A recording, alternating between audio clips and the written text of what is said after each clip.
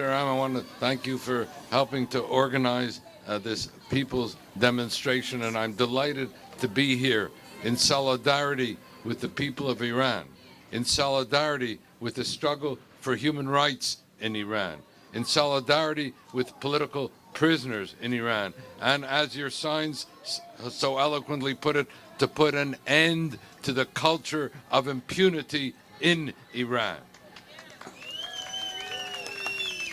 Indeed, we meet at an important, indeed historic moment of remembrance and reminder. We meet on the occasion of the 29th anniversary of the mass murder of 30,000 Iranian dissidents.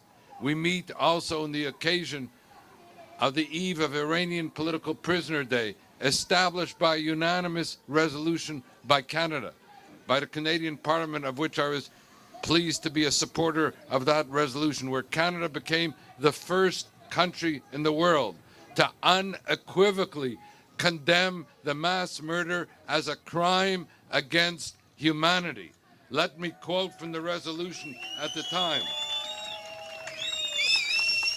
that this House condemns the mass murder of political prisoners in the summer of 1988 as a crime against humanity, honors the memory of the victims buried in mass graves in Kavaran Cemetery and other locations in Iran, and establishes September 1st as a day of solidarity with the political prisoners in Iran. And as you recall, the Ayatollah Montazeri last year implicated the leaders of Iran in that mass murder at the time, one of whom went on to become the Minister of Justice in Iran, Mustafa Pur Muhammadi, so that the person who should be standing trial is the person who became the Minister of Justice.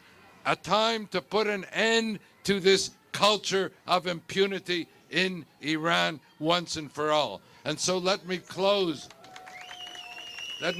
with certain specific recommendations. Number one,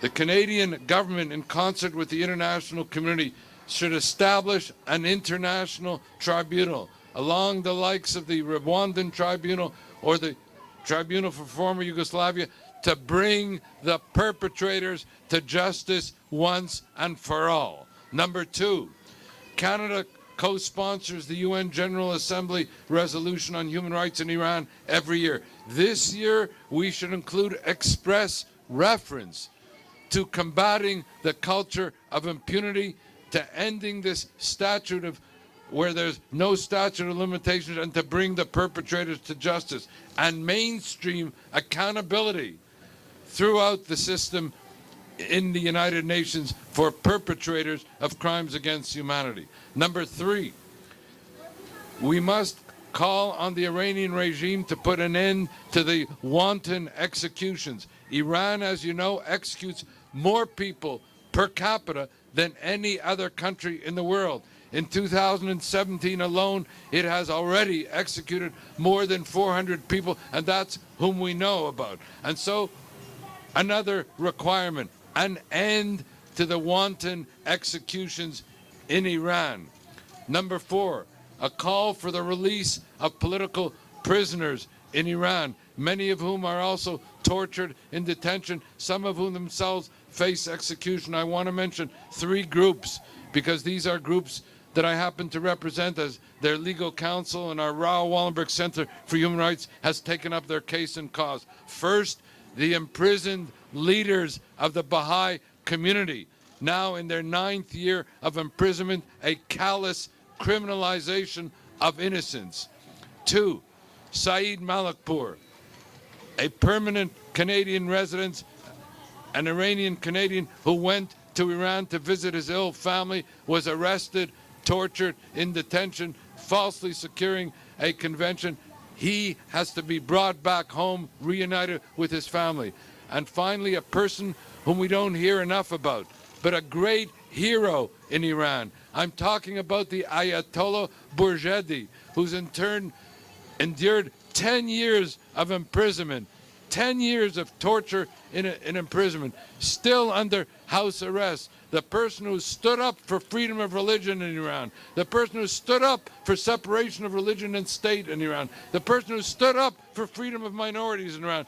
We have to secure his release and allow him to be reunited with his colleagues and with his family as a free man. And finally, we need to put an end to the massive domestic repression in Iran, an end to repression against women, an end to repression against minorities, religious, cultural, ethnic, and the like, an end to the imprisoning of human rights defenders who stand up for political prisoners, an end to the imprisonment of lawyers who bravely defend these political prisoners. In a word, an end to the massive human rights violations. And so we come here, and I close with this, we are here in solidarity with the people of Iran. This is a pro-Iranian demonstration. This is a demonstration.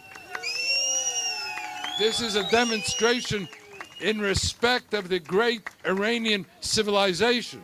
This is a demonstration for the struggle for human rights in Iran. This is a demonstration for the release of political prisoners in Iran. This is a demonstration for the end of the culture of impunity of Iran. And so a free Iran with freed political prisoners will then be able to make its great contribution to the international struggle for human rights and freedom. Thank you. Thank you.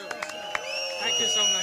Okay. Great speech. Justice for massacre of 88 in Iran. Stop torture and execution in Iran. Stop torture and execution in Iran. Stop torture and execution in Iran. Stop torture and execution in Iran. Stop torture and execution in Iran. Stop torture and execution in Iran.